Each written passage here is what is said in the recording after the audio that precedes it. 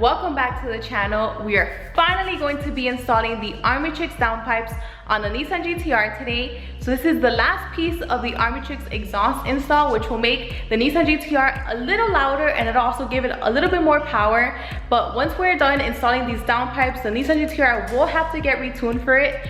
So for now, I've already removed one of the covers and also the mid pipe, which is right here, just to make things a little bit easier, but mainly because I've been soaking the stock downpipe bolts for a few days now. So first I started by soaking them with WD-40, but then a lot of you did recommend that I use PB blasters, so I actually went out and got some, and I also soaked them in with this because I'm just not taking any chances at all. From what I've read online and from what I've seen, removing these stock downpipe bolts are probably going to be a pain, and probably also just the hardest part of this install because some of them are just really hard to get to and you really can't see them. So let's see how this goes. And also, after seeing videos of this installation and reading on forums, they did say that if you do have the appropriate tools, then this should make it a lot easier. So I actually went out and got some tools that I didn't have. So I already had this wrench, but I did have to get these two ratchets and this 24-inch extension, this swivel socket, and also this offset wrench. Now I'm gonna be using my glasses today and also my drill that you guys have already seen many times. And this is just some of the hardware that came off when removing the mid pipe, and also just to get to the stock down pipes now, which these are the new ones right there. So for now, I did go ahead and lower the car from the lift because we will need to start by removing two of the O2 sensors that you can get to from the engine bay. So we're gonna go ahead and start by doing that.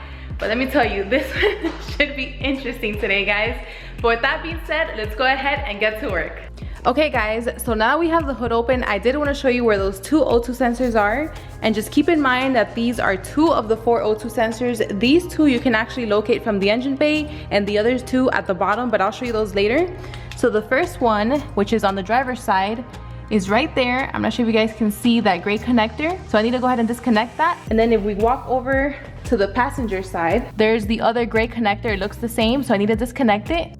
So for now, I'm gonna go ahead and put my gloves on, get these two O2 sensors disconnected, then we can go ahead and lift up the car and then get started with the rest. So now we're under the car and we can go ahead and get started removing these downpipes. So first, I need to remove this brace. It has 4 bolts. Then I'll go ahead and disconnect these two O2 sensors, which are right there.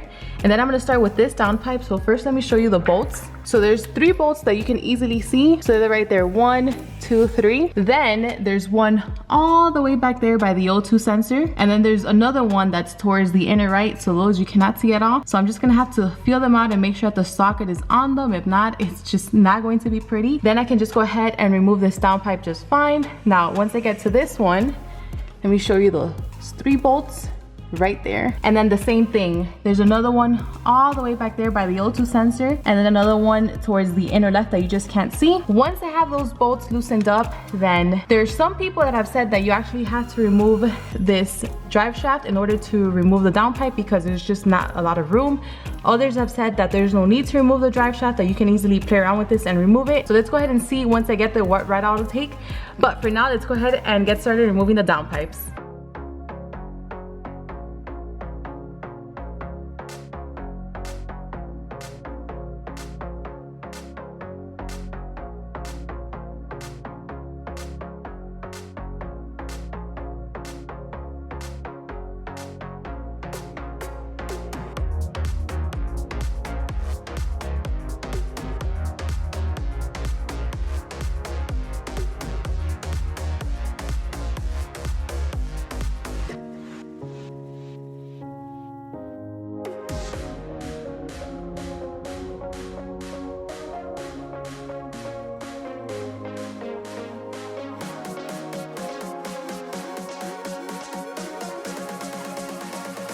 Alright guys, so one downpipe is off, and let me tell you that they really were not kidding when they said that it was going to be a pain to break those bolts and remove it. I really had to give it my all. I was struggling, but this is how it looks like now without the downpipe, and I really struggled in locating these two up there, which were the hardest ones, and with this bottom one too, because I actually had to use one hand to lift up the downpipe and my shoulders were just on fire. The other hand to remove the bolt, which ended up using this ratcheting wrench. And then I was finally able to remove the downpipe. And it's right here. And also 2 studs ended up coming off. So this is one, and then the other one is right there next to the downpipe. So that means this is good because I didn't end up stripping them. So we're finally done, at least with this side, and that was the easy side. So now we need to move on here. Let's see how this goes, but let's go ahead and continue.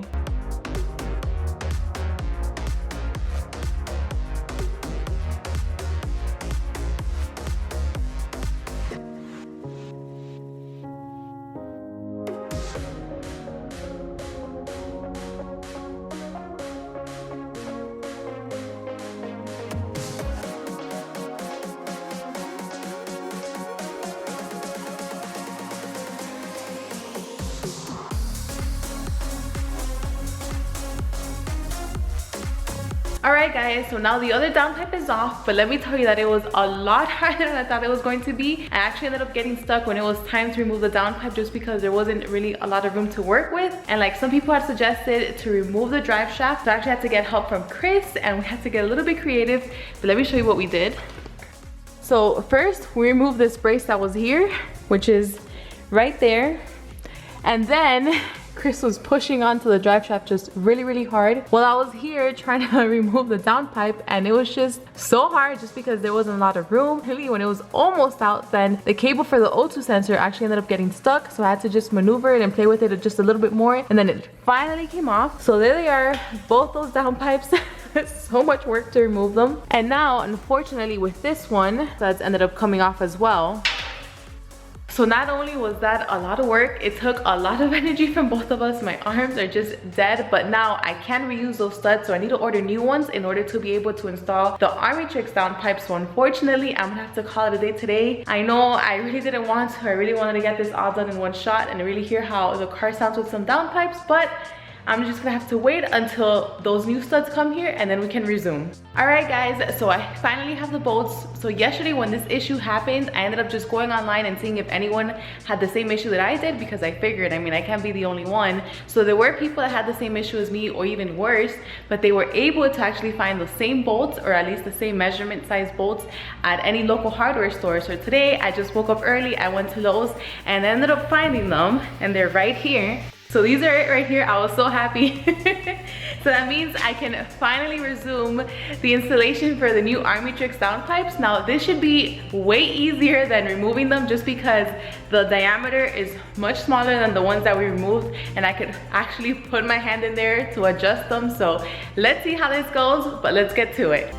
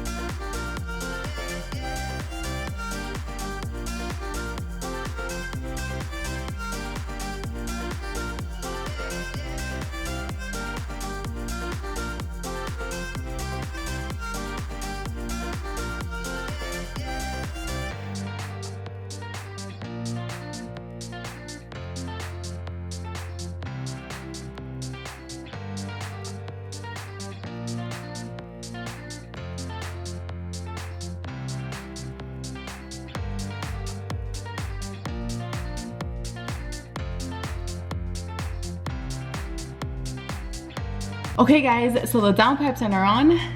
They're right there. Finally. So I already hand tightened them. Now I just need to torque them to spec. So the process for this is you just have to do a random pattern and then torque them to 18 foot-pounds. Then do the same pattern again and then torque them to 36 foot-pounds, and then you're done with that. But let me tell you that this installation has just been probably the most difficult out of all the other things that I've done, compared to springs, compared to using that reciprocating cell under the quick jack for the Shelby GT350's resonator delete. If I had to do this again, it would just be a hard pass.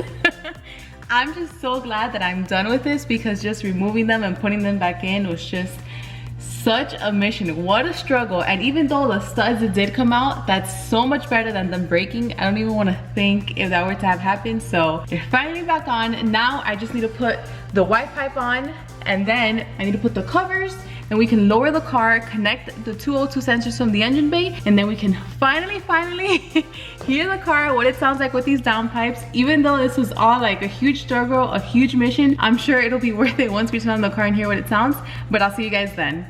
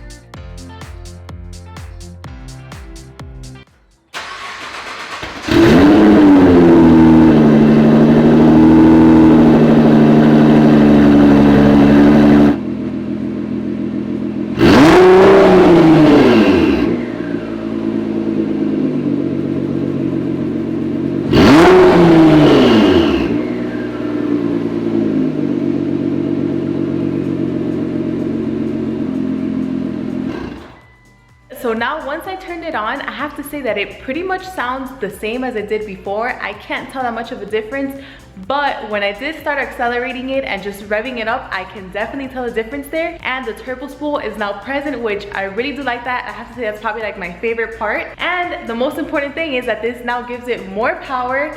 Now I really can't take it outside and just give you drive-bys on what it sounds like at full throttle, because trust me, I'm dying to hear it as well, just because it does need to get tuned now.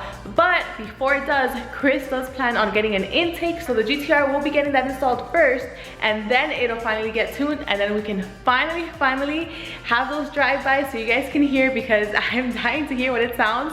But this was a tough installation, but I'm so glad that I was able to fight through it and finally be done with it. I'm dying for it to get tuned just to hear what it sounds like. But thank you so much for watching. I hope you guys enjoyed, and I'll see you guys on the next one.